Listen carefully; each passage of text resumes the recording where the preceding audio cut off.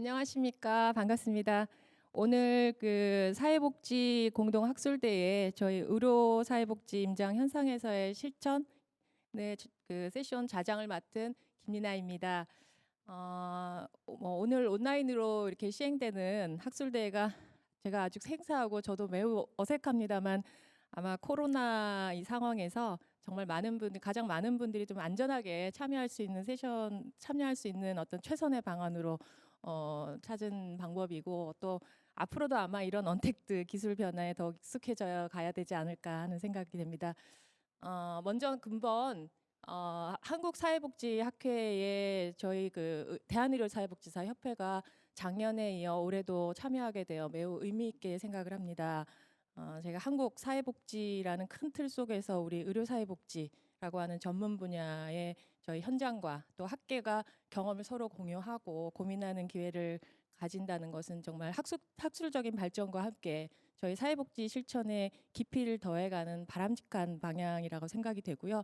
그래서 오늘의 이 세션도 크게 기여가 될 것으로 기대를 합니다.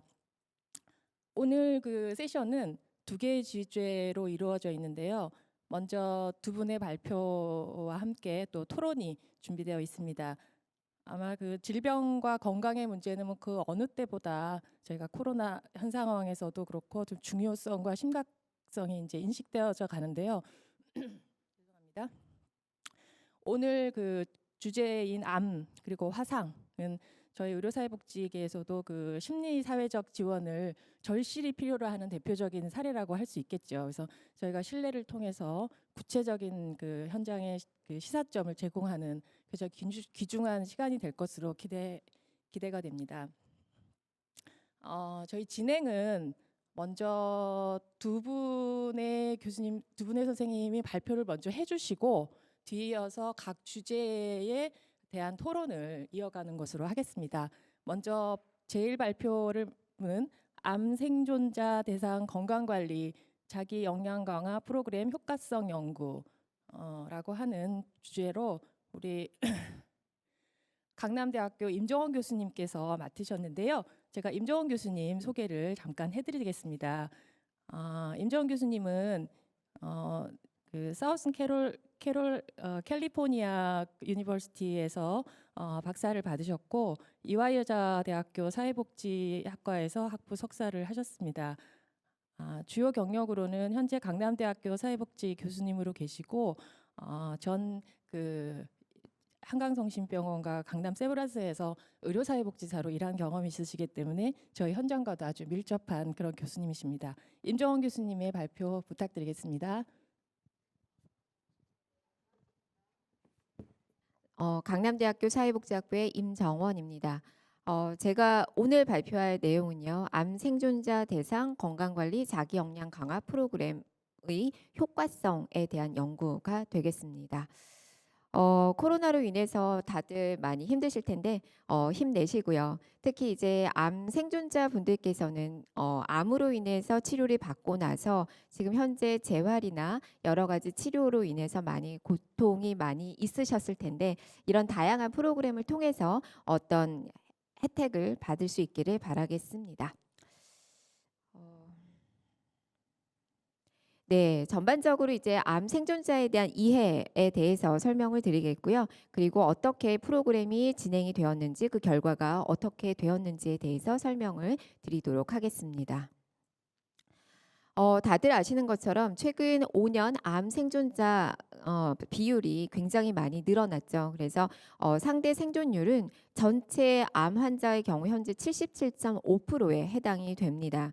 그 정도로 예전에 비해서는 암 환자가 이제 암에 걸렸다라고 하면 이게 죽는다라는 생각보다는 나는 이제 살 수 있다라는 형태로 많이 바뀌지 않았을까라는 생각이 듭니다. 다음은 암종별 진단 후 경과 기간별 유병자 수인데요. 이와 같이 생존율이 계속해서 증가하고 있고 그다음에 사망률은 줄어들고 있다라는 측면에서는 암 생존자 수가 지속적으로 증가하고 있다라는 것을 우리는 알 수가 있겠죠. 그래서 일반적으로 암 생존자다라고 한다면 암을 경험한 모든 사람이라고 우리는 얘기를 하고 있습니다. 일반적으로 암이라는 진단을 받게 되면은요, 여러 가지 다양한 심리, 사회적 그리고 경제적 문제가 나타날 수가 있습니다. 따라서 의료 현장에 있는 사회복지사들은 암 생존자의 심리사회적 문제를 인지하고 이들을 위해서 적절한 계획을 세우고 개입을 하는 것이 중요하다라고 할 수가 있겠죠. 현재 암 생존자가 가지는 다양한 심리사회적 특징들이 있습니다. 신체상의 변화에서부터 의료 제공자와의 관계 및 태도에 이르기까지 여러 다양한 문제를 가지고 있는데 이와 같은 문제들을 해결하기 위한 이야기들이 나오고 있습니다. 특히 암 환자의 경우에는 앞에서도 제가 말씀을 드렸던 것처럼 암을 진단을 받고 치료를 한 다음에 이게 끝나는 것이 아니라 지속적으로 이루어진다라는 측면에서는 암 치료가 종료가 되었고 이를 통해서 재활이 되어지는 시점에서는 우리가 생존이라는 부분에 많은 관심을 가져야 할 때다라고 생각이 듭니다. 최근 미국에서는 캔서 서바이버십 케어 플랜이다라고 해서 암 생존자가 가지고 있는 다양한 문제들을 어떻게 해결하고 관리해야 하는가에 대한 관심이 굉장히 많이 있습니다. 특히 캔서 서바이버십 케어 플랜에서는 신체적 문제와 더불어서 정신사회적 문제 그리고 건강 습관에 대해서 지속적으로 프라이머리 케어 피지션 또는 여러 다양한 건강 제공자, 건강 관련된 제공자들이 서비스를 제공해야지 된다라고 이야기를 하고 있습니다. 이게 이제 암 생존자 단계별 요구 사항인데요. 실질적으로 암 치료를 받기 전부터 재활 단계에 이르기까지 그리고 치료 종료에 이르기까지 여러 가지 측면에서 암 생존자가 요구하는 사항들이 많이 있다라는 거 확인하실 수가 있겠고요. 특히 많은 암 환자들이 어려움을 겪고 있는 시점이 언제다라고 생각이 드냐면 암 치료가 종료가 되고 지역사회로 넘어가는 생존 초기 단계가 아닐까라는 생각이 듭니다. 따라서 실질적으로 의사 선생님으로부터 또는 사회복지사 선생님으로부터 다양한 치료 개입을 받고 나서 내가 지역사회에서 스스로 암 관리를 해야 되는데 어떻게 관리를 하고 나의 상태가 어떤지에 대한 이해가 현재는 많이 부족하다라고 할 수가 있겠죠. 이런 측면에서 본 연구가 시작이 되었습니다. 따라서 본 연구에 대한 필요성에 대해서 말씀을 드리면은요. 암 생존자를 위한 치료 후 사후 관리가 중요하다라고 얘기를 할 수가 있겠죠. 그래서 치료가 끝난 이후에 지역사회로 돌아가서 내가 어떻게 살아가야 되고 내가 어떻게 암을 관리해야 되는가에 대한 자각이 필요하고요. 이 자각과 더불어서 내가 스스로 관리할 수 있는 준비를 할 수 있도록 하는 게 매우 중요하다라고 할 수가 있겠습니다. 따라서 본 연구에서의 목적은 유방암 생존자가 스스로 건강 관리를 할 수 있는 역량을 키우는 것에 목적을 둔 건강관리 자기 역량 강화 프로그램을 개발하고 이 프로그램의 효과성을 평가하는 것입니다. 특히 본 연구에서는 실험을 1과 2 이렇게 해서 두 단계로 구성을 했는데요. 이렇게 구성한 이유는 부스키라고 크레머가 얘기한 이론에 근거합니다. 즉, 암 생존자가 심리사회적으로 문제가 있을 때에는 건강관리를 촉진시키기 위해 심리사회적 문제에 대한 해결이 우선적으로 이루어질 필요가 있다라는 건데요. 일반적으로 이제 암 생존자들은 본인의 건강 관리를 위해서 행동 측면에 굉장히 포커스를 두는 경우가 있습니다. 하지만 건강 행동을 주기적으로 계속해서 얘기하는 것과 더불어서 그분들은 다양한 심리사회적 문제를 가지고 있다라는 측면에서는 이 부분에 대한 팔로우업이 이루어져야 되지 않을까라는 측면에서 이렇게 실험 1 집단과 실험 2 집단으로 구분해서 개입을 하기로 했습니다. 따라서 실험 집단 1에서는 건강관리 자기 역량 강화 프로그램을 돌리고 실험 집단 2에서는 심리사회적 문제가 무엇인지를 먼저 확인한 후 이에 대한 개입이 이루어지고 나서 더불어서 함께 건강관리 자기 역량 강화 프로그램을 함으로써 두 단계가 같이 섞여져 있다라고 보시면 될 것 같습니다. 실질적으로 이 프로그램은 단순히 이제 프로그램을 개발했던 것에 끝이지 않고요. 앞에서 얘기했던 것처럼 암 생존자가 치료를 다 마치고 자신이 얼마나 지역사회로 돌아가서 건강 관리를 할 수 있는 역량을 가지고 있는지를 체크할 필요가 있다라는 것에 먼저 초점을 두었습니다. 따라서 암 생존자 건강 관리를 위한 준비 척도라는 거를 개발하기 위한 프로젝트의 연속성상에서 이루어진 연구입니다. 따라서 맨 먼저는 암 생존자와 그리고 캔서 서바이벌십 케어 플랜과 관련된 다양한 문헌 고찰을 했고요. 그리고 나서 개별 인터뷰 또는 여러 가지 FGI를 통해서 인터뷰를 분석을 한 다음에 척도를 개발하고 척도 개발이 통해서 타당성 평가를 하면서 실질적으로 척도에 대한 신뢰성과 타당성 평가가 이루어졌습니다. 그리고 실질적으로 이 척도가 실제 의료 현장에서 사용되어질 수 있는지를 평가하기 위해서 이 프로그램이 개발이 되었다라고 해도 될 것 같습니다. 그래서 본 연구에서는 이 척도를 활용해서 프로그램을 설계하고 파일럿 테스팅을 통해서 이 그 프로그램의 효과성을 평가했다라고 보시면 될 것 같습니다. 연구 설계는요, 실험 연구로서 통제 집단 전후 비교 조사를 했고요. 2017년도에 대상자 모집과 개입이 이루어졌습니다.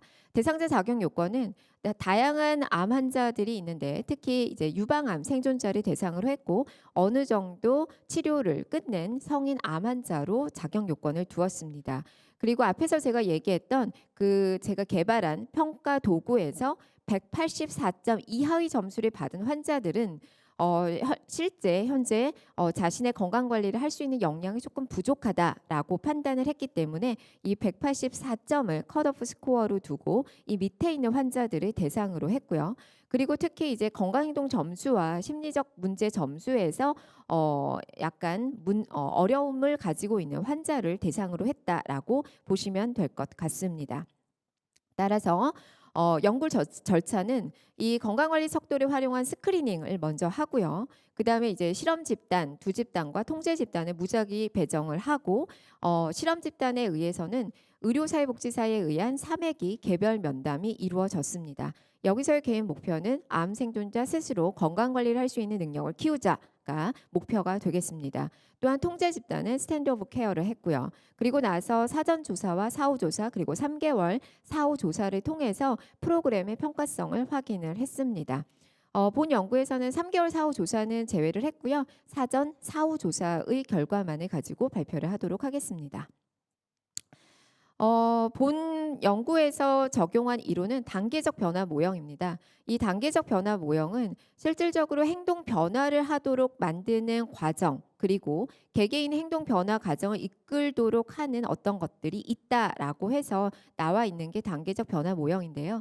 단계적 변화 모형에서는 어떤 클라이언트, 어떤 환자가 다음 단계로 넘어가기 위해서는 인지적 활동이 필요하다라고 볼 수가 있겠죠.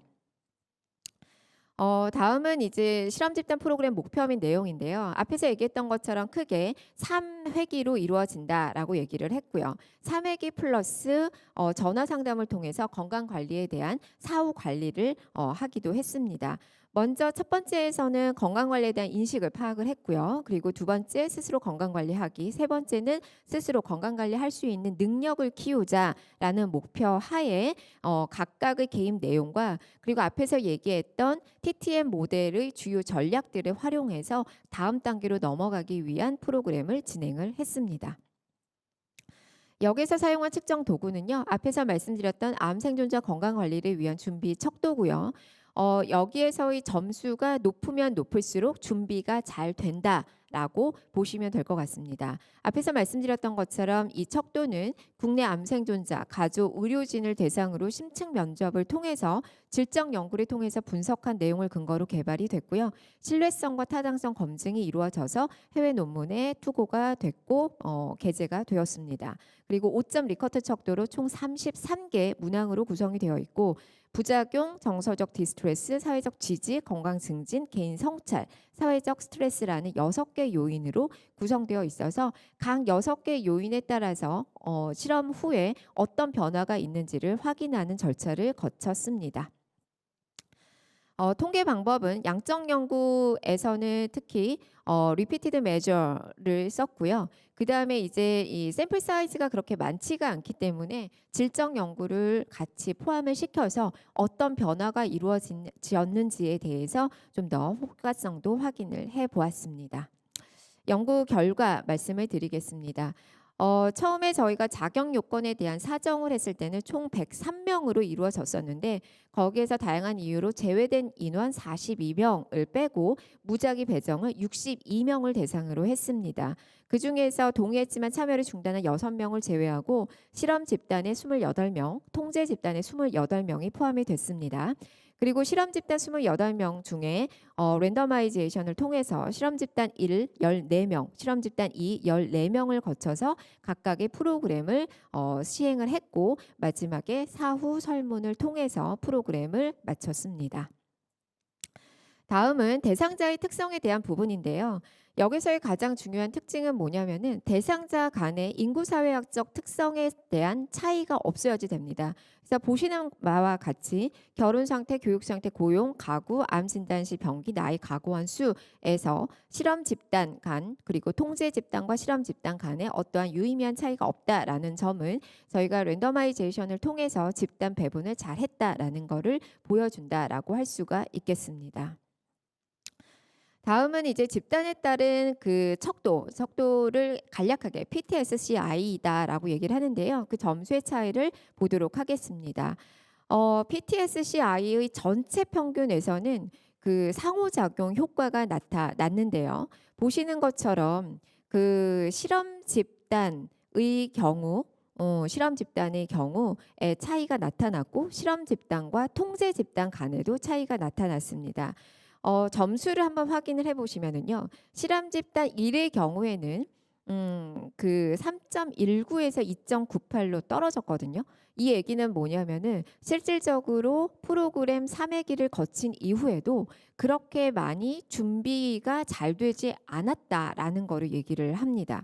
반면에 실험 집단 2의 경우에는 3.19에서 3.24로 향상이 됐음을 알 수가 있습니다. 다시 말해서 실험 집단 2의 경우 심리사회적 개입이 이루어진 프로그램에서는 점수가 높아져서 프로그램을 거친 이후에 실질적으로 암 생존자 건강 관리를 할 수 있는 준비가 잘 되었다라는 것을 알 수가 있고요.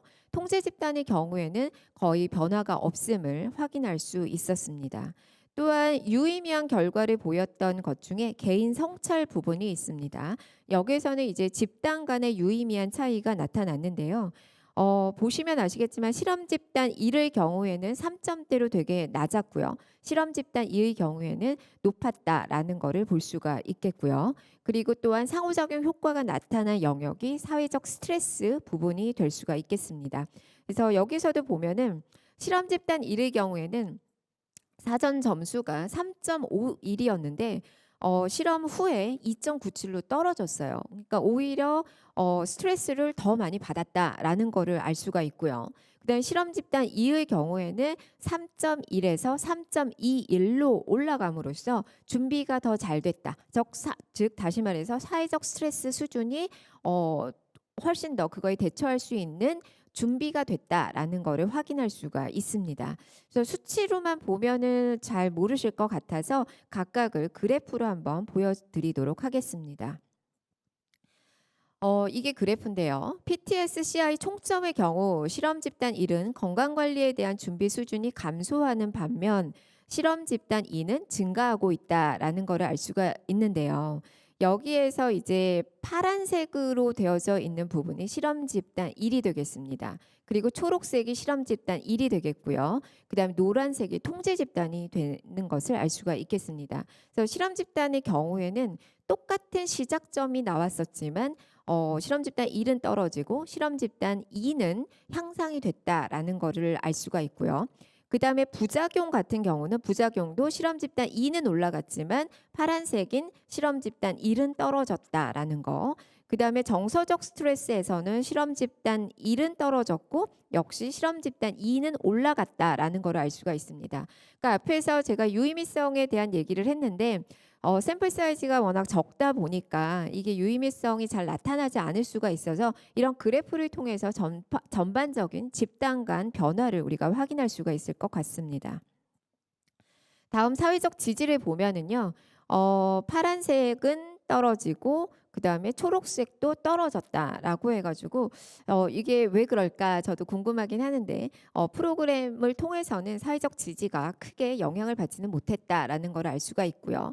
반면 건강 증진에서는 모두 다 올라갔습니다. 이 얘기는 이 프로그램 자체가 건강 증진에 초점을 두는 역량 강화기 때문에 집단에 따라서는 모두 다 향상이 됐다라는 거를 알 수가 있겠고요.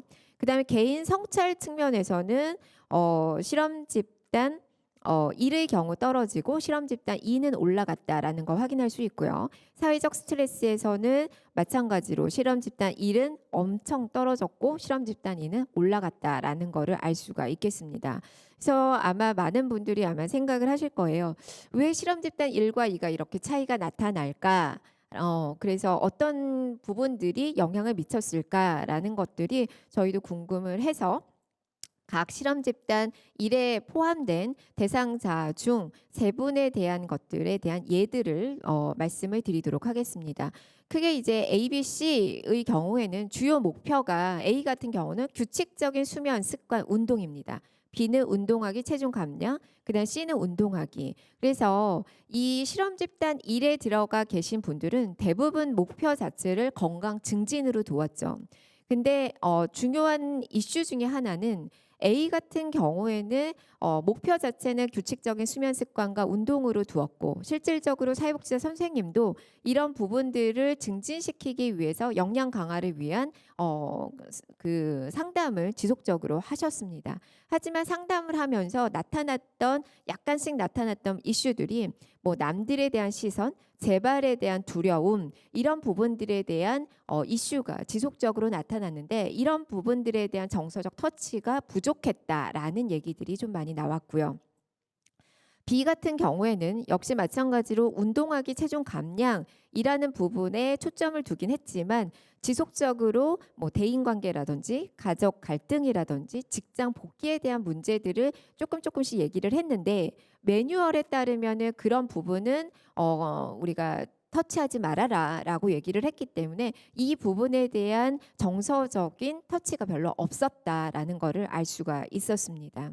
그리고 C 같은 경우도 마찬가지로 운동하기라는 목표를 두었지만 그 안에서 여러 다양한 불면증이라든지 뭐 치료 부작용이라든지 그런 문제들이 일어났는데 그런 부분들에 대한 정서적인 어떤 지지가 제대로 되어 있지 않지 않았나라는 생각이 듭니다. 실질적으로 이 A, B, C 같은 경우에는 PTSCI 점수가 모두 다 사후에 줄어들고 있음을 확인할 수가 있었습니다. 반면에 여기서 우리가 TTM 단계라고 했었는데요. A 같은 경우는 준비 단계에서 실질적으로 행동 단계까지 나아지기는 했습니다. 하지만 그렇게 운동 단계에서 그 향상이 있었음에도 불구하고 여러 다양한 심리적, 사회적 문제에 대한 개입이 이루어지지 않았기 때문에 점수가 그렇게 향상되지는 않지 않았나라는 생각이 듭니다.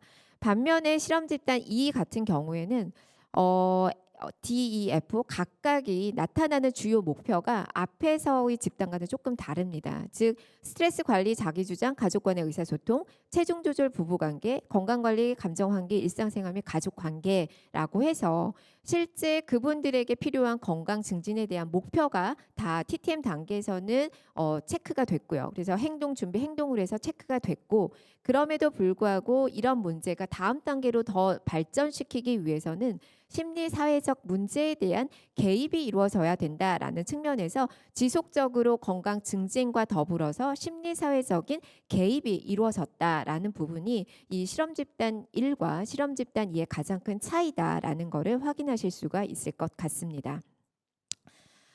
그래서 연구를 요약을 하면은요. 일단은 건강관리 준비 척도의 전체 평균 점수 및 사회적 스트레스 하위 척도에서 시간과 집단 간의 상호작용 효과가 나타났다라는 거는 실제 이런 건강 증진과 관련된 프로그램들이 암 생존자에게는 매우 효과적일 수 있다라는 거를 알 수가 있겠고요. 반면 실험 집단 1은 점수가 낮아져 건강관리에 대한 준비 수준이 낮아진 반면 실험 집단 2는 점수가 높아져 건강관리에 대한 준비 수준이 좋아졌다라는 우리가 결과를 얻을 수가 있었습니다.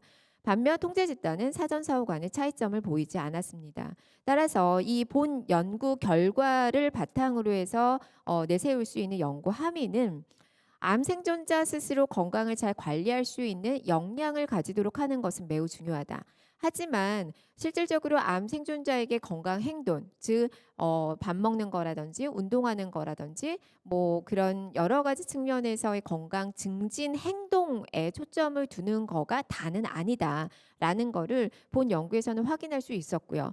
이런 건강 증진을 위해서는 무엇보다도 먼저 심리 사회적인 문제에 대한 개입이 먼저 우선시 되어야지만 다음에 암 생존자가 건강 증진을 위한 행동에 착수할 수 있다라는 매우 중요한 함의를 우리는 발견할 수가 있었습니다. 그래서 앞으로 우리 암 생존자, 암 환자를 대상으로 하는 우리 사회복지사 선생님들께서는 이러한 암 생존자의 건강 관리의 중요성, 특히 캔서 서바이벌십 케어 플랜에서는 그 비헤이비어 이슈를 굉장히 많이 강조를 하고 있거든요. 하지만 심리사회적인 문제에 대한 강조는 그렇게 많지는 않아요. 따라서 이런 건강 증진과 관련된 문제를 다루기 위한 사전 단계로서 이분들이 가지고 있는 심리적, 사회적 문제가 무엇인지에 대한 부분들을 좀 더 잘 다룰 수 있도록 하는 노력이 필요하지 않을까라는 생각이 들었고요. 또한 암 생존자 분들에 대한 개입을 하면서 느꼈던 점들은 우리 그 3회기로는 조금 부족하지 않나라는 생각을 많이 했었습니다. 그래서 이 프로그램에 같이 애써주신 우리 손지연 선생님하고 백주원 선생님이 많이 힘써 주셨는데요. 다들 하시는 말씀이 사회복지사의 역량이 너무나 중요하다. 그리고 무엇보다도 심리사회적 이슈에 대한 개입이 상당히 중요하다라는 거를 발견할 수 있었다라는 측면에서는 암 생존자를 위한 우리의 역할이 매우 중요하다라는 거를 배울 수가 있었습니다. 네, 저의 발표는 이것으로 마치겠습니다. 감사합니다. 네, 임정 교수님 감사합니다. 암 생존자의 심리사회적 문제를 확인하고 개입 후 프로그램의 효과성을 보여주신 그 실증적인 내용인데요. 저희 현장에서도 이론적 기반과 또 검증 과정들을 좀 실제로 사용해 볼 수 있는 어떤 희망을 제시해 주신 것 같습니다. 그리고 적용의 확장을 위해서는 이후 토론 시간에 좀 더 논의가 될 것으로 생각됩니다. 바로 이어서 두 번째 발표로 진행하도록 하겠습니다. 화상 환자 트라우마 회복을 위한 인지처리 치료 프로그램 효과성 연구인데요. 발표해 주실 황세희 선생님은 카톨릭대학교 사회복지학과에서 학사와 동대학교에서 의료사회복지로 석사를 하셨습니다. 현재 그 대한의료사회복지사협회 화상 전문 사회복지사 연구회 연구회장으로 계시고요. 현재 그 한림대학교 한강성심병원 팀장님으로 계십니다. 황세희 선생님 발표 부탁드리겠습니다. 네, 안녕하십니까? 저는 황세희입니다. 오늘 화상 환자에 대한 그 혁신적인 새로운 시도와 또 근거 기반에 대해서 항상 고민하고 있는데 오늘 또 그런 연구 결과들을 이 자리에서 공유할 수 있어서 기쁩니다. 저는 오늘 화상 환자들의 트라우마 회복 프로그램에 관련된 프로그램을 개발한 그런 배경으로부터 발표를 시작하겠습니다. 화상은 지금 보시는 것처럼 질병상 굉장히 갑작스러운 사고로 인해서 발병을 하게 되기 때문에 굉장히 치료 과정도 힘들 뿐 아니라 심리 사회적으로도 굉장히 어려운 과정 가운데 있습니다. 따라서 화상 환자들은 외상 후 스트레스 장애나 불안 장애, 우울 장애 같은 다양한 심리적, 정서적 문제들을 나타내게 됩니다. 여기 보시면 이제 우리나라에서 화상이라는 질병으로 치료를 받고 있는 수치를 제가 좀 제시를 해드렸는데 2019년도에 전국 화상 환자 수가 약 61만 명 정도 되었습니다. 이분들이 경험하시는 심리사회적인 어려움을 보면 의료 영역에서의 어려움과 또 경제 영역에서 어려움 다음으로 심리적 문제로 인한 어려움들을 다양하게 호소하고 있습니다. 화상 후 신체 심리 사회적인 어려움들을 살펴보시면 일상생활 수행 능력에 상당한 제약이 발생하기 때문에 불편함을 가지고 계시고, 또 화상 환자는 집중력 저하나 수면 장애, 또 부정적인 사회적 관계 등 삶의 전반적인 영역에서 어려움을 겪게 됩니다. 화상 후유증으로 인한 삶의 질도 같이 저하되게 됩니다. 그래서 높은 수준의 외상 후 스트레스 증상과 우울 증상과 울분감으로 고통을 받는다라는 연구들이 있고요. 또 화상 환자 스스로가 사회로부터 고립을 선택하거나 신체적 이미지 및 기능 손실로 인해서 사회적 고립을 경험하기도 합니다. PTSD에 대한 진단 기준에서도 알 수 있듯이 화상은 심각한 부상으로 인한 것으로 화상을 경험하는 환자들은 침습 증상과 지속적인 회피, 그리고 인지와 감정의 부정적인 변화, 각성과 반응성의 뚜렷한 변화 등의 증상들을 경험합니다. 그래서 저희 기관에서는 화상 환자들에 대한 신체 심리 사회적인 회복을 어떻게 도울 것인가, 그리고 우리가 이걸 왜 해야 하는가 부분에 있어서 고민을 좀 많이 해왔습니다. 관련해서 선행 연구들도 살펴보면 성인 화상 환자의 외상 후 스트레스 장애는 보통 13에서 45% 정도로 발생하는 연구 결과가 나와 있고요. 또 화상 사고로 인한 통증과 관련된 불안이 외상 후 스트레스 장애와 깊이 연관된다라는 연구들이 있습니다. 그래서 이제 화상 영역에서 효과성을 검증한 연구들을 또 저희가 조사를 해보면 소셜 스킬 트레이닝이라든가 인지 행동 치료, 또 명상이나 호흡법과 같은 그런 개입 방법들이 효과가 있다라는 그런 선행 연구들이 있었습니다. 그런데 저희는 여기에서 특히 인지 행동 치료에 대해서 좀 관심을 갖게 되었습니다. 긴 치료 과정을 경험하는 화상 환자들에게 재활 과정에 있는 환자들의 트라우마 회복을 위해서 이제 효과가 있다라는 그런 해외 그런 논문들을 보고요. 저희도 이런 부분들을 좀 벤치마킹 하였습니다. 그래서 실질적으로 신체 심리 사회적인 그런 회복을 준비하는 화상 환자들이 급성 단계부터 재활 단계, 그리고 사회로 복귀를 하는 단계에 이르러서, 그렇다면 병원에서 치료를 받고 있는 재활 단계에서는 어떤 개입 방법들이 필요한 것인가, 이런 부분들을 좀 저희가 고민을 했고, 실질적으로 주요 키워드를 가지고 57개의 논문을 분석을 했고요. 또 앞서 발표해 주신 강남대학교 임정원 교수님의 자문과 또 공동 연구를 통해서 저희가 이 프로그램을 개발하게 되었습니다. 초기에는 이제 충북대 심리학과 최현정 교수님의 자문도 받았습니다.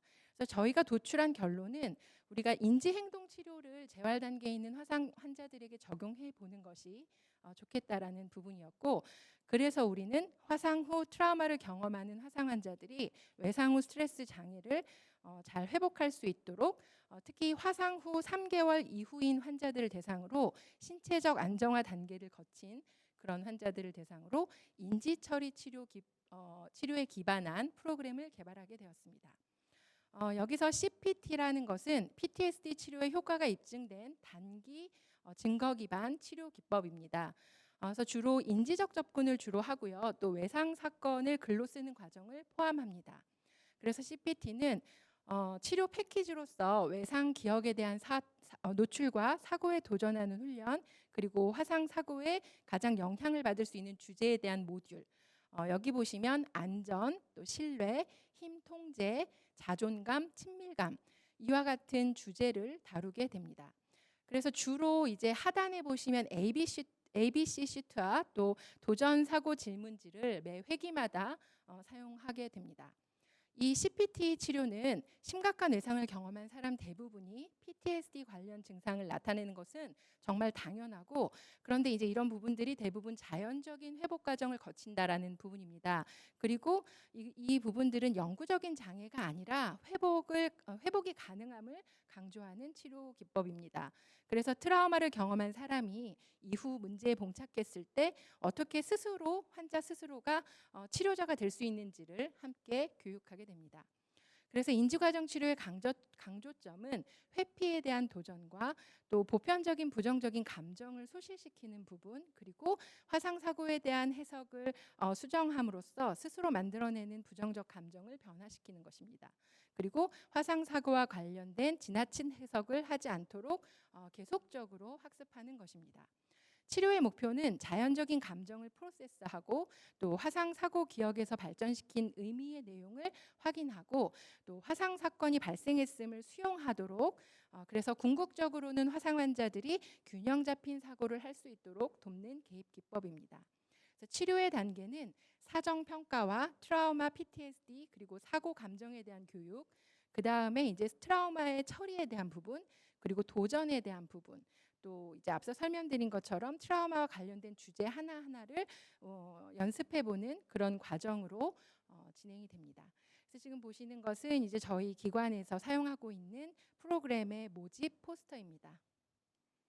그래서 저희는 이제 화상 환자들을 치료 초기부터 사회 복귀에 이르기까지 이렇게 만나보다 보니까 저희가 좀 이 화상 환자들에게 필요한 선도적인 복지 모델을 크게는 4가지 영역에서 13가지 프로젝트로 세분화해서 이분들이 좀 잘 회복할 수 있는 시스템을 마련하도록 노력을 하고 있는데요. 지금 보시는 것처럼 오늘 제가 여러분들께 소개드리는 트라우마 인지치료, 인지처리 치료 프로그램은 2번째 프로그램으로 재활 단계 화상 환자들에게 전달이 되는 프로그램입니다.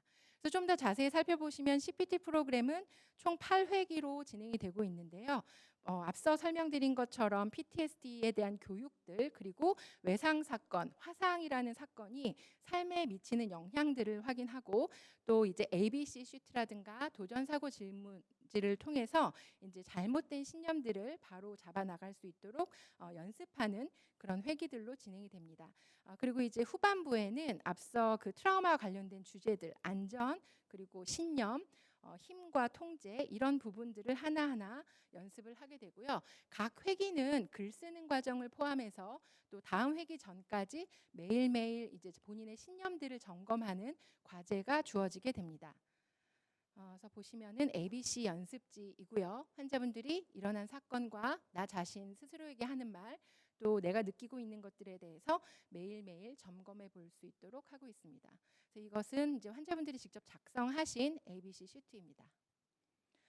그리고 다음 보시는 것은 사고도전 연습지인데요. 이제 A부터 이제 G까지 그런 과정으로 나아가면서 이제 참여하시는 참가자분들께서 본인이 갖고 있는 스톡 포인트가 되는 그런 잘못된 인지 부분들을 확인하고 그 부분들에 대해서 도전이 되는 질문을 던지게 하고 또 본인의 그런 사고 유형들이 어떤 문제 사고 유형인지를 스스로 검토하게 하고 그래서 궁극적으로는 대안적인 사고를 조금 마련해 보게 함으로써 원래 스톡 포인트를 가지고 있었던 잘못된 사고 때의 감정과 대안적인 사고로 발전시켰을 때 그때의 감정을 서로 비교하게 합니다.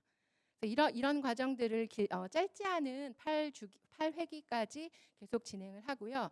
이렇게 이제 세션에서는 칠판을 활용해서 그 각 참가자분들의 A부터 F까지 그리고 또 감정적인 변화들을 서로 이제 나눠 보게 되고 또 본인의 잘못된 신념들을 또 본인 스스로 가시화해서 찾아보는 그런 시간들이겠습니다. 그래서 지금 좀 제가 시간을 들여서 설명드렸던 이 프로그램에 대한 목적을 말씀을 드리자면 재활 단계 화상 환자 트라우마 회복 지원 프로그램을 개발해서 그것이 정말 의료 현장에서 근거가 되는 효과가 있느냐 하는 것을 밝히고자 하였습니다. 연구 가설은 이 프로그램을 시행했을 때 스트레스 수준을 감소시킬 것이다. 또 자아 효능감을 조금 높여줄 것이다. 불안, 우울, 신체화 증상을 낮춰줄 것이다. 삶의 질을 높여줄 것이다. 또 대처 수준에 있어서도 긍정적인 수준을 좀 더 높여줄 것이다. 또 PTSD 증상은 좀 감소될 것이다. 그래서 궁극적으로 화상 환자의 트라우마 회복을 지원할 것이다라는 그런 가설로 출발하였습니다.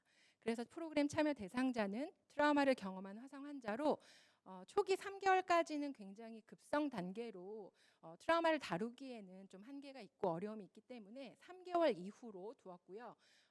그럴 때 주로 이제 저희 같은 경우는 2번째 입원 시기 정도가 되고 재활의학과로 입원하는 환자, 것들이 이제 여기에 해당합니다. 그리고 또 무엇보다도 프로그램에 참여 욕구가 있는 그런 환자를 대상으로 실시하였습니다.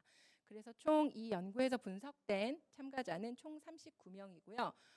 이 프로그램 같은 경우는 주 2회 90분씩 진행이 되었습니다. 어세스먼트에 사용된 척도들입니다. 그래서 화상 영역에서 이제 치료 효과라든가 개입의 효과를 볼 때 주로 사용하는 그런 외상 후 스트레스나 자아 효능감 대처 방식 등을 활용하였고, 또 저는 이제 질적으로 참가자분들의 사전 사후의 변화들을 조금 평가해 보았습니다. 분석은 SPSS를 통해서 분석하였습니다. 그래서 이제 결과를 말씀드리겠습니다. 참가자들은 살펴보시는 것처럼 총 39명이 실험 집단 20분과 또 통제 집단 19분으로 참여를 하셨습니다. 근데 보시는 것처럼 이 실험 통제 집단 간의 차이가 처음부터 좀 발생했습니다. 보시면 실험 집단은 연령 평균이 더 낮았고요. 그리고 학력이 더 높았고요. 그리고 이제 의학적인 특성을 살펴보시면 화상을 입은 나이도 실험 집단이 더 낮았습니다. 그리고 화상 부위도 안면인 경우가 더 많았습니다.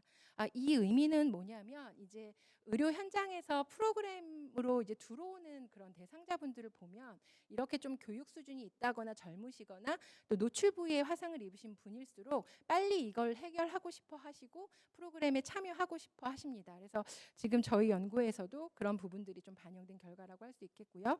그리고 이제 실험 집단과 통제 집단 간의 결과 차이를 좀 보시면 PSS의 경우에는 실험 집단과 통제 집단 간의 유의미한 차이가 나타나고 있습니다. 그래서 실험 집단이 더 적은 스트레스를 받는 것으로 나타났고 통제 집단은 더 많은 스트레스를 받는 것으로 나타났습니다.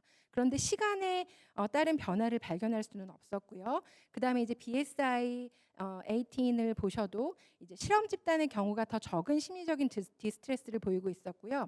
통제 집단의 경우에는 더 많은 디스트레스를 보이는 것으로 나타났습니다. 그래서 비록 집단과 시간 간의 상호작용에서 유의미한 결과를 보이지는 않았지만 실험 집단의 경우 시간에 따라 디스트레스가 낮아지는 반면에 통제 집단은 시간에 따라 디스트레스 정도가 더 나빠지는 것으로 나타났습니다.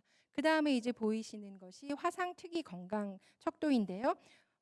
여기에서는 살펴보시면은 실험 집단이 더 높은 단순 능력을 보이고 있고요. 반면에 통제 집단은 더 낮은 단순 능력을 가지고 있는 것으로 나타났습니다.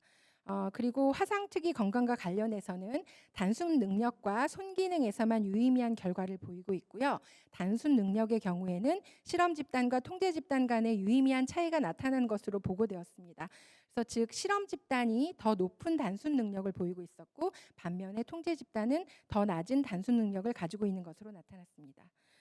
그리고 화상특이 건강 중에서 손 기능에서는 시간, 조건, 그리고 상호작용 모두 유의미한 것으로 나타났습니다.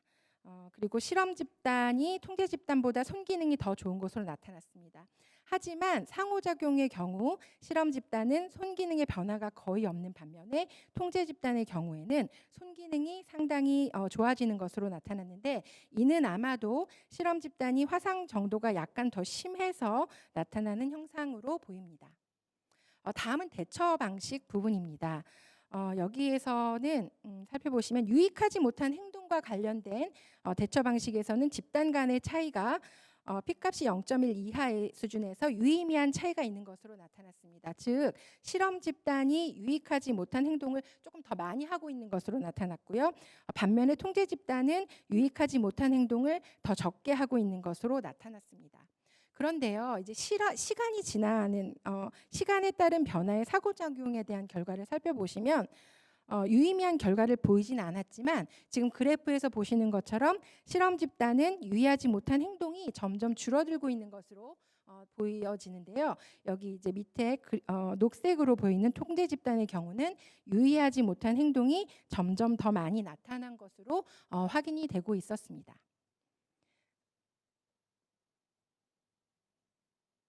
네, 그 다음에 이제 실험 집단과 통제 집단 간의 차이를 보시도록 하겠습니다. 외상 후 스트레스의 경우에는 시간에 따라서 실험 집단은 외상 후 스트레스 정도가 줄어들고 있음을 볼 수 있고요. 통제 집단의 경우는 늘어나는 것을 확인할 수는 있었습니다. 그렇지만 통계적으로 유의미한 결과를 보이지는 않았습니다. 그리고 지각된 스트레스도 살펴보시면요. PSS의 경우에는 스트레스가 유의미하게 줄어들었음을 알 수 있었습니다. 그리고 대처 방식의 부분에 있어서도 전반적으로 긍정적인 변화가 나타나고 있음을 알 수 있습니다.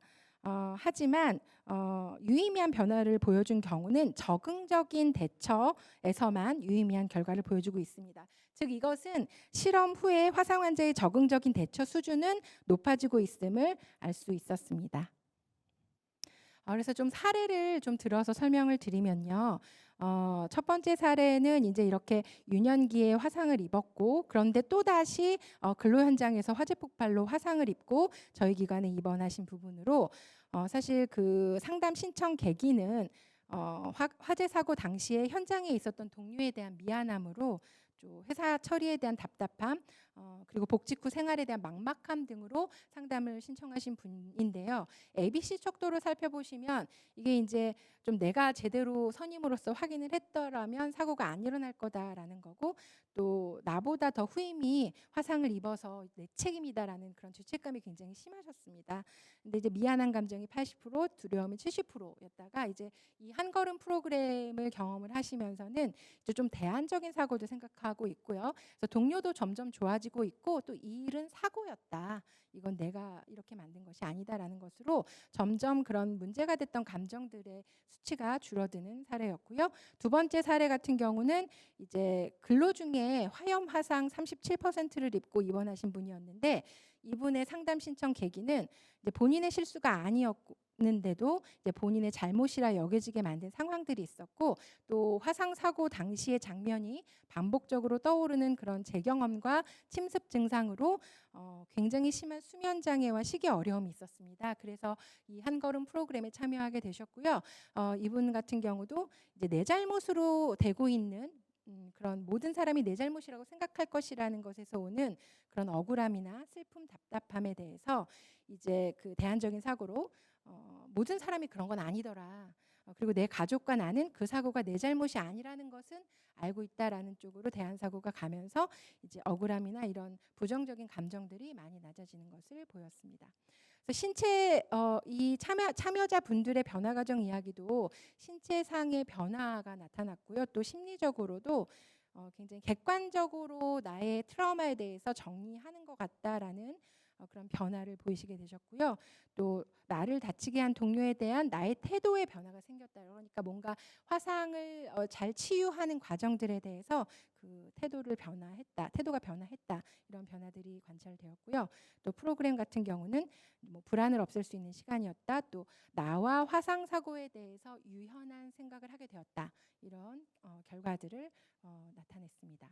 결론입니다. 그래서 이 본 프로그램은 화상 사고에 대한 대안적인 사고, 즉 균형 잡힌 생각을 가능하게 하였고요. 또 화상 환자 스스로가 치료자가 되어서 트라우마에 대처하고 또 대안적인 사고로 발전할 수 있도록 도왔습니다. 그리고 인지치료 효과의 핵심인 대처 방식에 있어서 굉장히 긍정적인 효과가 있는 것으로 나타나서요. 화상 환자를 위한 트라우마 회복 프로그램은 재활 단계에 꼭 시행되어야 한다라는 결론입니다. 연구의 제한점도 있습니다. 화상 전문 병원에서 진행된 이 연구는 사실 실험 집단과 통제 집단을 구분하는 데 있어서 윤리적인 문제가 발생할 수 있기 때문에 무작위 표집이 불가능하였습니다. 그래서 프로그램에 참여를 원하는 참가자를 모집함에 따라서 집단 간 차이가 발생해서 분석에는 한계가 있었습니다. 그리고 또한 적은 샘플수로 일반화하는 데 한계가 있을 수 있습니다. 하지만 화상 환자에 대한 근거 기반 프로그램의 효과로서 좀 더 긴 시간 동안 추적 관찰을 통해서 변화를 연구해 볼 계획입니다. 네, 경청해 주셔서 감사합니다. 네, 감사합니다. 화상 환자의 그 심리사회적 문제 영역이 워낙 넓기 때문에 저희가 실천에서는 정말 많은 경험이 필요한 영역이죠. 그래서 최근에 그 인천 초등 형제 사건으로 그 사회적으로도 그 심각성이 굉장히 많이 부각되고 있기도 한데요. 시의적절하게 또 이번 발표에서 또 우리 그 재활 환자 화상 재활 단계에 있는 화상 환자 지원의 어떤 그 실천의 함의가 좀 크고 또 현장에서 또 할 수 있는 현장에서 좀 보여주는 어떤 좋은 모델이 될 수 있는 결과들을 보여주신 것 같습니다. 발표에 감사드립니다. 이 발표에 대해서 저희가 두 분의 토론자를 모셨습니다. 소개해드리도록 하겠습니다. 먼저 김경희 교수님은요, 이화여자대학교에서 사회복지학과 학사, 석사, 박사를 졸업하셨고 한국사회복지학회와 한국사회복지교육협의회에서 편집위원 그리고 한국사회복지실천연구학회 교육위원장으로 하고 계시고 현재는 꽃동네대학교 사회복지학과 교수님으로 재직하고 계십니다. 두 번째 토론자로 우리 서영순 선생님께서는 숭실대학교에서 사회사업 전공을 하셨고 카톨릭대학교에서 의료사회복지 석사를 졸업하셨습니다. 현재 그 대한의료사회복지사협회 인천 부천 지회장으로 계시고 가천대 길병원 사회사업팀장으로 재직하고 계십니다. 두 분의 토론자께서는 그 순서로 이렇게 연이어서 진행되실 거고요. 토론은 자리에서 진행하도록 하겠습니다. 마이크를 우리 토론자님께 넘기겠습니다. 네, 안녕하십니까. 저는 꽃동네대학교 사회복지학과의 김경희입니다. 먼저 오랜만에 이렇게 현장에서 또 열심히 실천을 하시기도 바쁘실 텐데 실천을 하시면서 동시에 여러 가지 또 연구를 하셔서 효과성을 증명하는 또 이런 다양한 내용들을 또 들을 수 있어서 굉장히 생생함이 느껴지는 것 같고 또 얼마나 또 현장에서 노고가 크실지 그런 부분들에 대해서 새삼 더 많이 생각하게 되는 것 같습니다. 저는 이제 암 생존자 대상 건강관리 자기역량 강화 프로그램 효과성 연구를 발표하신 임정원 교수님의 토론을 맡았습니다. 그래서 그 부분에 대해서 이제 말씀을 드릴 텐데요. 사실 이제 암 생존자가 계속 늘어나고 있고 또 건강관리 그리고 굉장히 어떤 삶의 질이 중요해지는 시점에서 의료사회복지사의 역할도 점점 커질 것 같고 또 어떤 이런 역할들이 더 확대될 필요가 있다고 생각합니다. 이런 부분에서 좀 어떻게 우리가 뭐 프로그램을 계획해서 수행하고 그런 것들의 어떤 근거 기반 실천을 입증할 건가 하는 부분들이 굉장히 중요할 것 같은데요. 오늘 발표를 들으면서 그런 부분들에 대해서 좀 여러 가지 생각들을 해볼 수 있는 시간이었던 것 같습니다. 아무래도 제가 또 토론자고 또 제한된 시간에 여러 가지 이런 내용들을 발표하다 보니 좀 아마 이 영상을 보시는 분들 중에는 연구자로서 또는 실천가로서 또 여러 가지 궁금한 부분들도 많이 있으실 거라고 생각합니다. 그런 부분들을 조금 더 좀 명확하게 하는 역할을 대신하는 측면에서 몇 가지 의견을 좀 말씀드리도록 하겠습니다. 저는 이제 이 연구가 그 2020년 5월 한국사회복지학회에 이미 게재된 논문이더라고요. 그래서 유방암 생존자의 건강관리 자기역량 강화 프로그램 개발 및 효과성 평가 연구인데요. 이런 부분들은 좀 밝혀주시고 얘기하시면 좋을 것 같고요. 그리고 이미 좀 게재 발표된 논문인데 다시 좀 발표하시면서 특별히 좀 중요하게 강조하고 싶은 부분이 무엇인지도 한 번 더 짚어주셔도 좋을 것 같습니다. 그리고 제가 이제 이게 어떤 현장에서든 이게 프로그램 개발 그리고 효과성 이제 두 가지 측면에서 적용해 보실 수 있을 것 같은데요. 그럼 먼저 이제 저는 그 프로그램이라는 측면에서 그 프로그램을 개발해서 적용해 보는 측면에서 몇 가지 좀 말씀을 드리려고 합니다. 사실 이게 그 효과성 부분에 좀 초점을 둬서 많이 발표를 해주셔서 사실은 그 자기 역량 건강관리, 건강관리에 대한 자기 역량 강화 프로그램이 어떤 건가 이런 부분들이 좀 명확하게 이해된 분도 있으실 텐데 또 그렇지 않은 분도 계실 것 같아서 몇 가지 좀 짚어보면 제가 이해한 바로는 이게 총 3회기 일주일에 한 번 이렇게 진행하고요. 1시간씩 그리고 뭐 프로그램 진행자 매뉴얼이나 워크북이 있고 첫 번째 세션에서는 건강관리 인식을 파악해서 뭔가 건강관리에 대한 목표를 설정하고 두 번째 세션에서는 스스로 건강을 관리하도록 하는데 뭔가 그 진행자의 역할이 목표 달성을 위한 격려, 장애, 뭐 촉진 요인, 극복 요인 뭐 이런 부분들을 하고 세 번째 세션에서는 뭐 스스로 건강을 관리할 수 있는 능력을 키워서 그런 부분들을 확인하고 보상하고 뭔가 지지적인 조력 관계를 이루는 것들이 핵심인 것으로 좀 이해를 했습니다.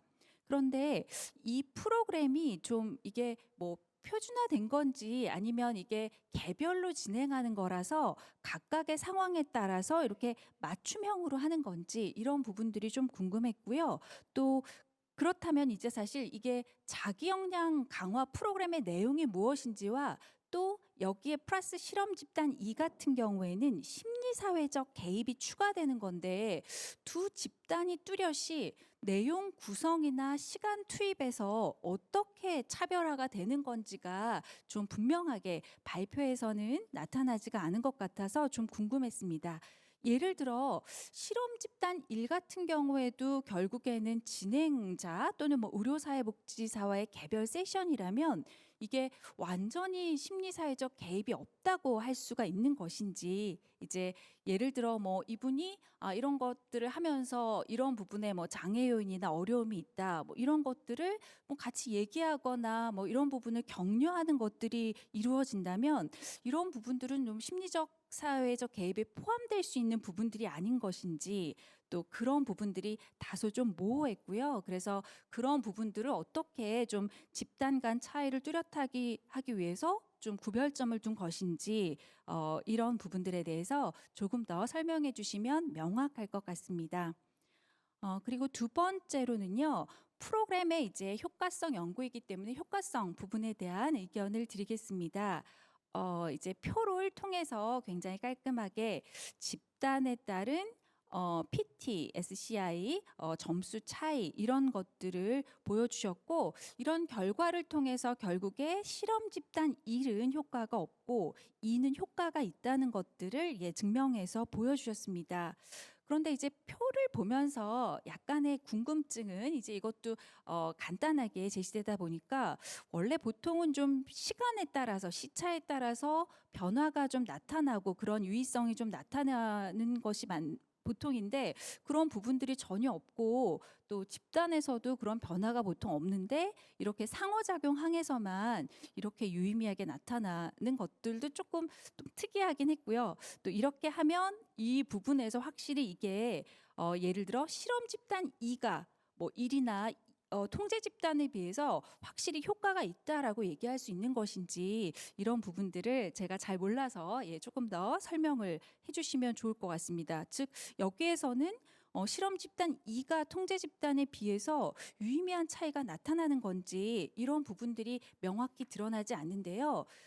예를 들면 사실 이제 특히 유의하게 그 어떤 평균값이 올라간 부분들을 주로 실험 집단 1과 2를 비교해 주셨는데 예를 들면 하위 영역인 건강 증진이라든지 개인 성찰이라든지 사회적 스트레스 이런 부분들은 오히려 실험 집단 2보다도 통제 집단의 변화가 더 크거든요. 그러면 아무것도 안 해도 오히려 이렇게 변화가 더 많은 것인지 뭐 이런 부분들에 대한 좀 설명이 없어서 그런 부분들이 좀 명확하게 좀 와닿지 않았던 것 같습니다. 그리고 오히려 이게 정말 효과적이라고 할 때 그런 어떤 집단 간의 어떤 통계적으로 유의미한 차이에 대한 설명을 조금 더 부탁드리고 그리고 아까 이 표로는 오히려 명확하게 이 차이가 드러나지 않기 때문에 그래프를 통해서 그런 부분을 명확하게 보여주셨는데요.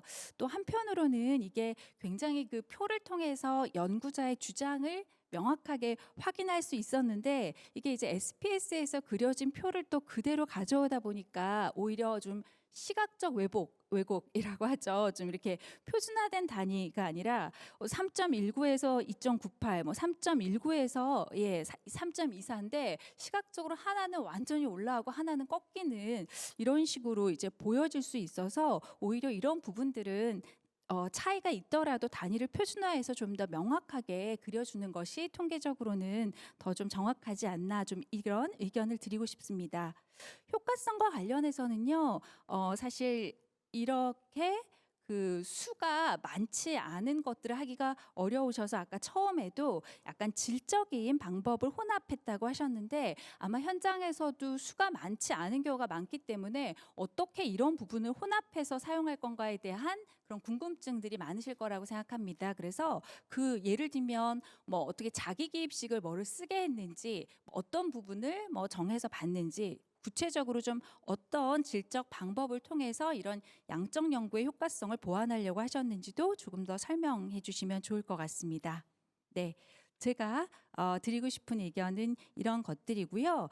사실 이제 이런 부분들을 통해서 조금 더 프로그램 개발이나 어떤 적용에 대한 영역에 대한 이해를 좀 명확하게 높이면 좋을 것 같고, 사실은 이제 저도 현장에서 있어 봤지만 실제로 이렇게 실험 통제 집단 연구를 하는 게 정말 쉽지가 않고, 아마 연구자분도 이게 정말 N이 더 많았다면 훨씬 더 이런 유의성을 입증하기도 좋았을 것 같은데, 사실은 이렇게 하기가 정말 어려운데도 이렇게 좀 체계적으로 설계해서 이런 걸 또 진행하셨고, 또 그리고 사실 이제 현장의 도움과 협력이 없었다면 어려웠을 거라고 생각해요. 또 그것들을 또 함께 해주시면서 굉장히 바쁘고 어려운 상황에도 불구하고 정말 어떤 체계적이고 근거 기반 실천을 위해 노력하시는, 또 현장 연구를 진행해 주신 또 임정원 교수님과 또 함께 해주신 많은 분들께도 다시 한번 깊이 감사드립니다. 감사합니다.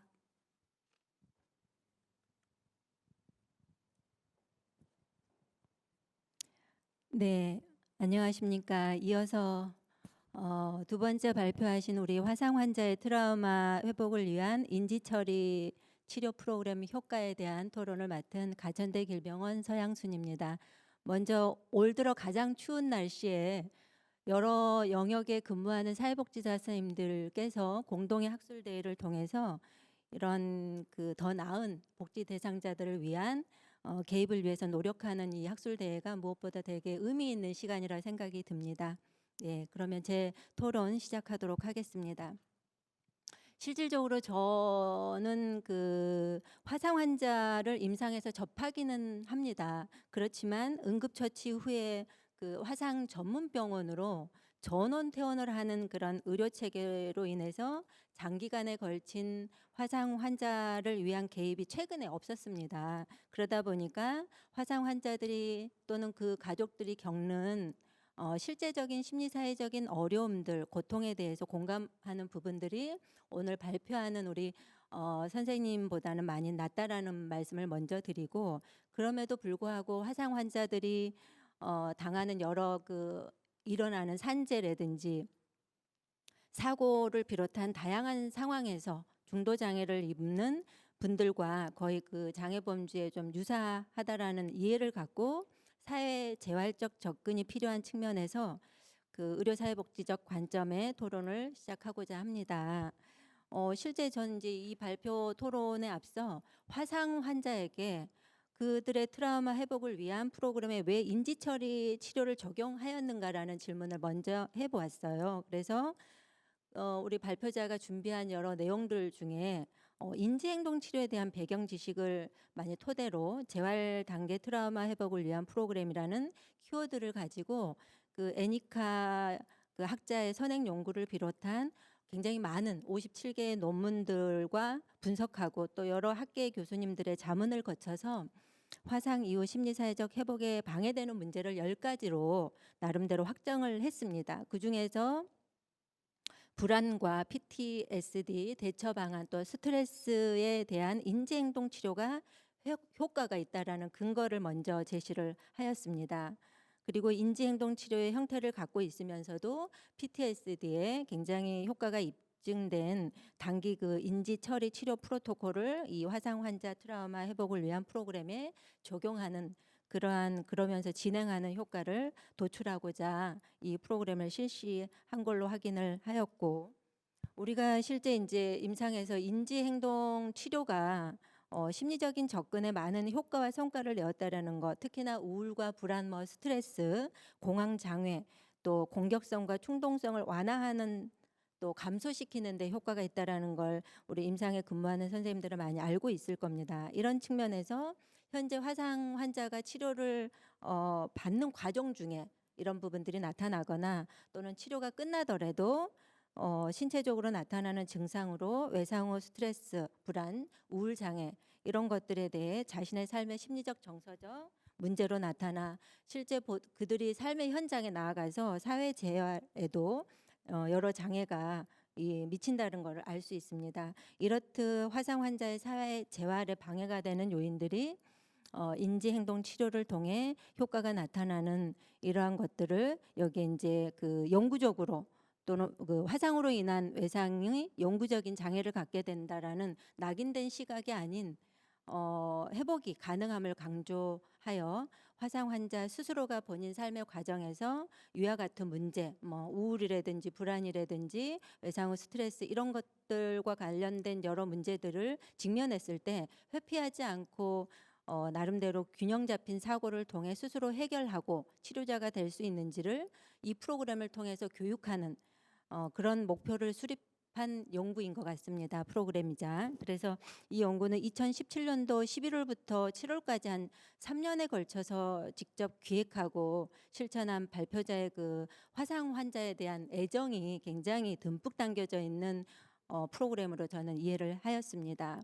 그래서 이 실천 과정을 오늘 이 기회를 통해서 나름대로 의의를 좀 고찰해보고 이 인지처리 치료 프로그램이 우리 의료사회복지 영역의 실천 현장에서 접하는 다른 다양한 질환군들이 경험하는 이러한 심리사회적 문제 영역에 확대 적용해 볼 수 있는 기회가 되었으면 한다라는 바람입니다. 그래서 연구된 것들을 보니까 2015년도부터 화상 환자가 증가해 오다가 2017년도 조금 감소를 했단 말이에요. 그러다가 2018년도부터 다시 증가세가 있는 것들을 볼 수 있었고, 더욱 놀라운 것은 여성이 전체 수의 한 60%가 넘는 성비를 확인해 볼 수 있었습니다. 이는 아마 그 경제활동 계층인 40대 50대 여성의 경제활동과 참가율 증가로 인한 것임을 좀 추정해 볼 수 있을 것이다 생각이 들기도 했고, 그리고 2019년도 전국 화상 환자 수가 약 그 총 61만 3,788명 중에 이분들의 한 43.9%가 서울과 경기 지역에 대거 이렇게 발생했었음도 알 수 있는데, 이러한 현상은 아무래도 화상 발생 환자 수가 많은 전문 치료 병원이 어디에 위치하는지까지도 좀 영향을 미치지 않았을까라는 생각을 하게 되었습니다. 그래서 전문 치료 병원도 아마, 왜냐하면 병원이라는 곳이 치료를 함으로 인해서 굉장히 그들의 삶의 질, 건강을 회복시키는 것도 중요하지만 의료기관 나름대로 이제 의료 수가, 수익들을 감안하지 않을 수가 없는 부분이지 않습니까? 그래서 이 전문 치료 병원도 서울과 경기 지역에 좀 집중되는 것은 아닌가라는 뒷받침이 되지 않나 싶은 생각이 들었는데, 지금 발표하신 우리 선생님은 화상 전문병원에서 한 15년 넘게 근무를 하고 있는 분이십니다. 그래서 그 화상 환자의 심리사회적인 문제에 굉장히 관심을 갖게 됐고, 이들이 갖고 있는 그 후유증으로 일상생활 능력에 굉장히 제약을 받는 이러한 불편함이라든지 수면 장애라든지 부정적인 사회적 관계라든지 또 흉터로 인한 부정적인 신체 이미지를 갖게 되는 거, 또 외상 후 스트레스 증상들을 삶의 질에 저하되어지는 것들을 직접 본인이 목격을 했단 말이에요. 근데 이런 목격하신 것들을 그냥 간과하지 않고 이들을 조금이라도 어떻게 하면 균형 잡힌 사고, 또 스스로 트라우마를 대처하고 직면하는 것들을 대안적 사고를 할 수 있는지 돕고자 이렇게 애정 어린 출발이 연구를 시작하게 된 것 같습니다. 그래서 이 프로그램의 실천 경험이 다음과 같은 의의가 좀 있을 거라고 저는 여겨졌는데, 실제 저도 이제 병원에 거의 30년 가까이 이제 근무를 하고 있다 보니까 어떤 프로그램을 진행함에 있어서 가장 중요한 것들은 예산이라고 생각이 들어집니다. 그런데 정말 이 프로그램이 발표자가 속한 재단에서 4가지 프로젝트 중에 사회 적응력 향상과 사회 통합 네트워크 구축이라는 나눔과 꿈의 큰 비전에서 출발해서 예산을 확보했다는 게 무엇보다 큰 의미가 있었다라는 생각이 듭니다. 그래서 굉장히 그게 고무적인데, 이 예산이 일단 확보가 되면서 이 프로그램 중에 6가지 연구 가설을 세웠습니다. 즉 재활 단계에서 트라우마 회복 프로그램 시행 시 스트레스 수준, 또 자아 효능감, 불안, 우울, 신체화 증상, 삶의 질, 대처 수준, PTS 등 증상에 영향을 미칠 것이라는 가설을 세워본 거죠. 그래서 이러한 프로그램을 통해서 화상 환자의 트라우마 회복을 지원한다라는 목표를 가지고 39명의 대상자를 선정해서 9개 그룹으로 한 그룹당 8회기 주 2회 각 세션마다 90분씩을 처리를 CPT를 실시를 하였는데, 이 프로그램 내용은 실제 보니까 이 CPT라는 프로그램이 굉장히 좀 단기 프로그램일 수 있습니다.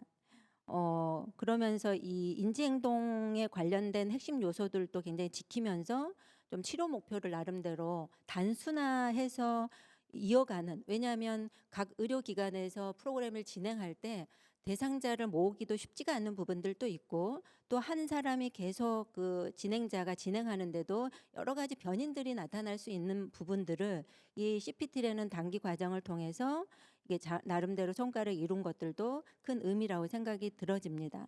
실제 그래서 오리엔테이션과 교육, 과제 부여, 도전하기, 과제 확인, 또 리뷰, 마무리 회계를 거쳐서 도입 전 사전 검사, 도입 후에 이제 사후 검사를 실시해서 이 애초에 수립한 연구 가설에 효과가 있는지를 측정 도구를 사용을 해서 했단 말입니다.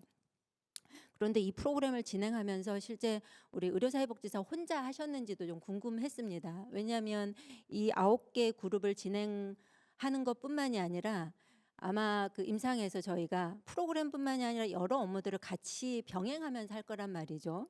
그래서 저는 임상에서 근무하는 임상가로서 얼마나 고단했을까라는 생각도 좀 들기도 했습니다. 솔직히 얘기하면.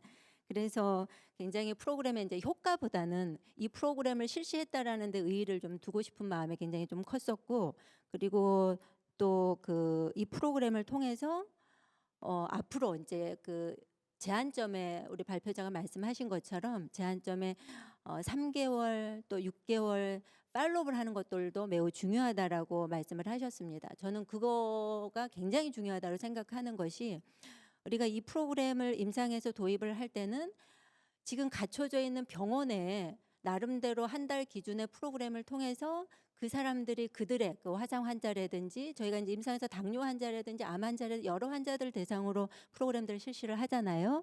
그렇듯이 이런 프로그램들을 실시할 때 이 프로그램을 이 병원에서만 실시하는 데 의미를 두는 게 아니라 삶의 현장, 그들이 각자의 삶의 현장에 나아가서 그러한 문제들이 직면했을 때 잘 도전하고 해결해 나가는 것들을 훈련을 시키는 게 주요 목적이라고 생각이 듭니다. 그래서 앞서 그 연구의 한계점이지만 그걸 추적 관찰을 통해서 그것들을 지속적으로 관리를 하겠다라고 하는 것들에 앞으로 매우 궁금한 부분이기도 합니다. 그리고 이제 제가 이 실험 집단과 통제 집단을 나눌 때 39명의 대상자들 중에 그 실험 집단은 본인들이 참여를 하겠다라는 의도를 가진 분들이시고, 그렇지 않는 분들은 통제 집단으로 넣었단 말이죠. 그런데 우리가 여기서 연구 가설을 수립을 했을 때 프로그램에 참여하신 분들은 다 효과가 좀 있을 것이라는 전제를 했단 말이죠. 그렇다면 이 39명이 다 프로그램에 참여를 했으면 참 좋았을 텐데라는 생각이 이 발표 내용을 살피면서 들었었습니다. 그리고 앞서 발표자께서 말씀하신 것처럼 학력이 굉장히 유의미한 부분들도 제가 느끼게 되었고, 그런데 이제 제가 궁금한 부분이 간병하시는 분들이 전문 간병인 분도 계시지만 부모님 계신 분들, 부모가 간병하시는 분들이 실험 집단에 참여하는 경우가 조금 높더라고요. 그래서 제가 궁금한 게, 과연 그 화상 환자를 돌보시는 주 보호자가 이 프로그램에 참여하도록 동기를 촉진한 것은 아닌가, 이런 생각을 좀 해보았습니다. 그래서 실제 현장에서 이 프로그램을 실시하셨을 때 이 프로그램에 참여하시는 그 참여율이 높은 사람들의 그런 특성들이 어떠했는지 그게 좀 궁금했던 부분들이고, 또 하나는 이제 연령대가 높을수록 프로그램에 참여율이 좀 낮았다라는 것 또한 참여 동기가, 아무래도 이제 40, 50대에 계신 분들은 본인들이 속히 회복이 되어져서 사회 복귀하는 것들이 주요한 동기가 될 수 있는 부분들이라 이런 부분들도 좀 생각해 볼 필요가 있지 않을까라는 생각을 했습니다. 그래서 시간이 많지가 않기 때문에 마무리를 좀 짓도록 하겠습니다. 어찌됐건 앞서 말씀드린 것처럼 실질적으로 의료사회복지사가 개입함으로 인해서 나타나는 것들은 앞서 암관리 생존자에 대한 건강관리자가 역량 프로그램에서도 나타났듯이 심리사회적인 사회복지사의 개입이 굉장히 의미 있는 것들로 실험 집단 1과 2를 말씀을 하셨단 말이죠. 그렇듯이 이 프로그램에서도 우리가 실시를 하는 것이 의료사회복지사의 역량이다라는 것들이 여기를 통해서 좀 근거가 제시되는 거 아닌가 싶은 생각을 하였습니다. 그리고 이제 마지막으로 제가 궁금한 게 이게 집단 프로그램인데 무엇보다 올해 코로나19 사태로 인해서 굉장히 대면으로 뭔가 진행하는 프로그램들의 한계가 좀 있었을 거란 말이죠. 한계가 있었을 텐데 이런 프로그램들을 어떻게 좀 진행을 했었는지와 또 하나는 이제 이 화상 환자로 인해서 나타나는 심리사회적인 문제뿐만 아니라 이 코로나19로 인해서 또 다른 그런 변수가 불안과 우울과 이런 여러 가지 영향을 좀 미쳤을 텐데 그게 이 결정 결과를 도출하는 데 혹시 영향을 미친 바는 없는지 이런 궁금한 점이 좀 보면서 생각이 들었고요. 마지막으로 어찌됐건 발표하시는 우리 선생님은 대한의료사회복지사협회 화사연 이제 회장을 맡아서 화상 환자들을 위한 복지적인 측면에서 오랫동안 지금 활동을 하고 있는데 앞으로도 이들을 위해서 계속적인 연구가 또 계획과 관심들이 꾸준히 있었으면 좋겠다라는 생각과 이를 통해서 이 프로그램을 통해서 우리 다른 영역에 근무하는 의료사회복지사 쌤들도 또 다른 프로그램들을 좀 적용하는 용기와 동기가 됐으면 좋겠다라는 생각이 듭니다. 그리고 발표를 해주신 선생님 마지막으로 감사를 드리고 우리 화상 환자분들의 삶의 질이 정말 하루하루 좀 향상되기를 진심으로 바라면서 이번 토론을 마치도록 하겠습니다. 네, 감사합니다. 네, 감사합니다. 정말 너무나 놀랍게도 시간을 정말 딱 칼같이 맞춰 주셨습니다. 멋지고 또 알찬 토론에 감사드리고요. 지금 두 분께서 토론해 주셨는데 이 내용에 대해서 발표해 주신 두 분 선생님들의 추가 의견을 듣도록 하겠습니다. 각 5분씩 하셔도 됩니다. 네. 네, 김경희 교수님께서 굉장히 여러 가지 생각들을 많이 하신 것 같고요. 좋은 질문과 의견 주신 것에 대해서 다시 한번 감사를 드리겠습니다. 먼저 몇 가지 질문하셨던 것들 중에서 이제 중요한 것만 제가 답변을 드리면은요. 첫 번째가 아마 표준화 프로그램인지 뭐 개인 맞춤형 프로그램인지에 대한 질문을 하셨습니다.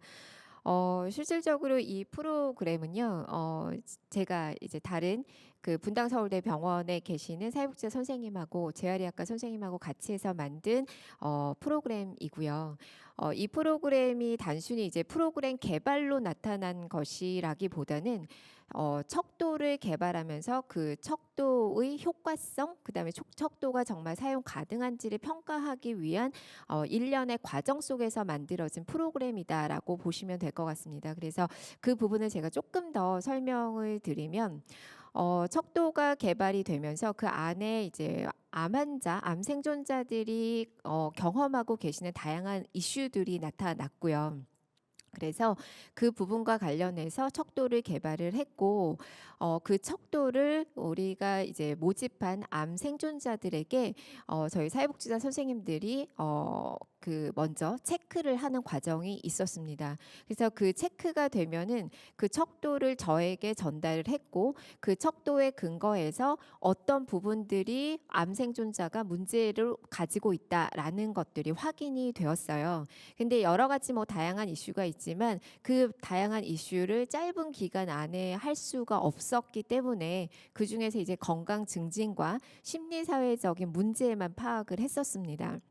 그래서 파악된 문제를 다시 저는 사회복지사 선생님께 전달을 해서 이분에게는 이 문제가 두드러지게 나타났다라는 것을 알려드렸고 이 첫 번째 세션에 그 문제와 관련해서 그 개인 맞춤형의 목표를 설정할 수 있도록 하는 과정을 좀 거쳤었습니다.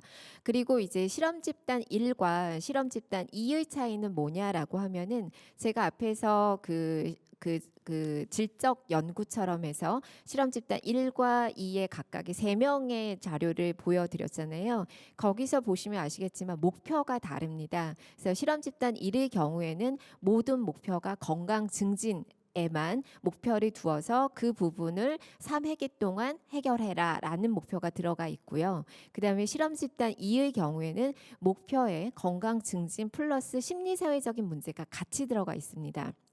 그래서 물론 이제 클라이언트가 심리사회적인 이슈에 대해서 얘기를 한다고 하더라도 목표 설정 과정에서 1은 건강 증진에, 그 다음에 2는 건강 증진과 심리사회적 문제를 같이 봤다라고 하는 점이 실험 집단 1과 2의 가장 큰 차이다라는 것을 알 수가 있고요. 그 다음에 이제 암 생존자는 그 생존자 각각마다 모두 얘기하는 이슈들이 다 다르기 때문에 제 생각에는 이제 개인 맞춤형으로 가는 것이 무엇보다 중요하다라고 생각을 했기 때문에 개인 맞춤형으로 해서 진행을 했다라는 거를 말씀을 드리고 싶습니다.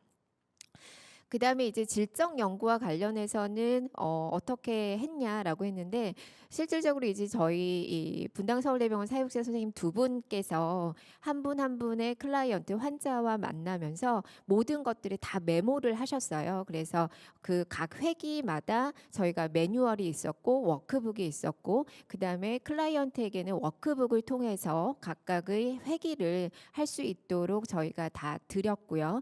그리고 이제 사회복지사 선생님에게도 매뉴얼을 드리고 그리고 각 회기마다 있었던 상황들에 대해서 경험한 거라든지 그다음에 클라이언트가 변화된 모습들을 갖다가 적는 것들을 모두 다 메모해서 저에게 보내달라라고 얘기를 하셨기 때문에 모든 클라이언트에 대한 개입 방법에 대한 개입 내용에 대해서 질적 연구로 해서 모두 다 정리가 됐고 그것들을 제가 이제 보완해서 같이 제시를 했던 것 같습니다.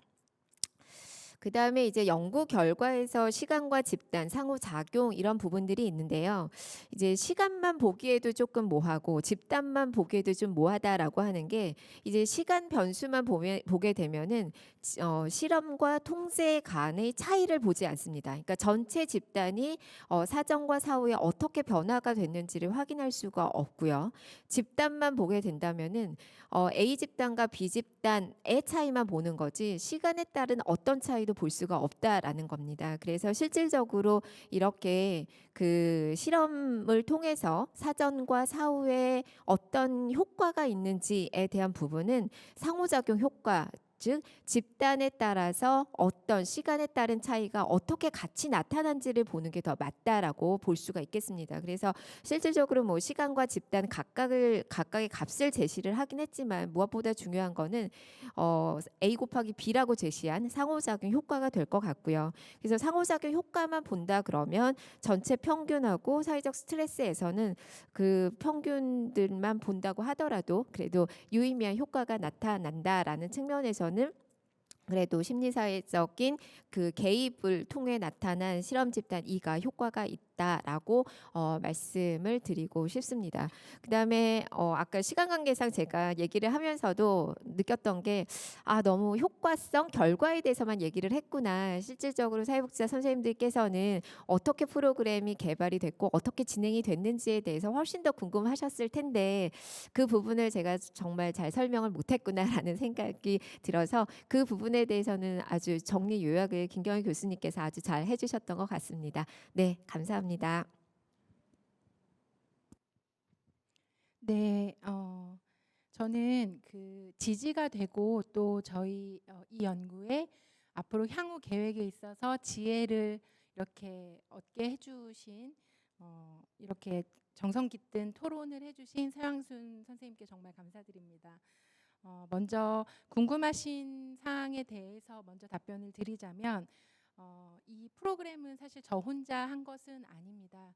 사실 좋은 기회가 돼서 저희가 이제 앞서 이제 토론자 그러니까 서영 선생님께서도 언급하셨듯이 삼성과 사회복지 공동모금회가 이제 그 복지 현장에서 선도적 복지 모델화 사업에 3년간 지원을 해주신 덕분에 저희가 이제 화상 환자들을 위한 선도적인 그런 복지 모델을 만들 수 있었습니다. 그 과정에서 이제 저희가 이 3년의 큰 그림을 준비할 때 우리가 이걸 하면서 3년 뒤에는 무엇을 남길 것이냐라는 부분을 고민할 때 우리는 프로그램을 남기자, 그리고 사람을 남기자 이렇게 생각을 했었는데, 그래서 덕분에 학계에 계신 전문 각 영역의 전문 교수님들을 만나뵐 수 있었고요. 또 이 프로그램도 이제 옆에 계신 임정원 교수님을 만나서 정말 잘 만들어질 수 있었던 것 같습니다. 그래서 그 과정이 굉장히 헛발질도 많고 시행착오도 있었지만 그래도 잘 갈 수 있도록 함께 해주신 분들이 있어서 가능했습니다.